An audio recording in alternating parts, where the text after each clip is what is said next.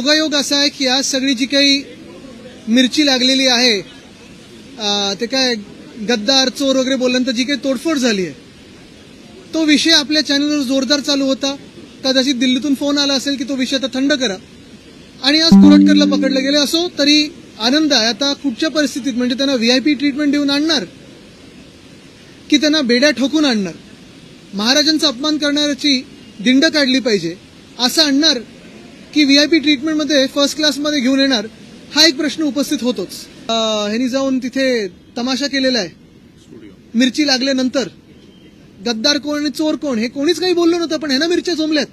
तर स्टुडिओची जी तोडफोड झालेली आहे ह्या दोन्ही गोष्टी मला वाटतं आपण चालवाल, कारण हा महाराष्ट्र नव्हे। लेटेस्ट अपडेट्स और ताजा तरीन खबरों के लिए TV1 इंडिया लाइव को सब्सक्राइब कीजिए और नोटिफिकेशन पाने के लिए बेल आइकॉन को दबाना मत भूलिए।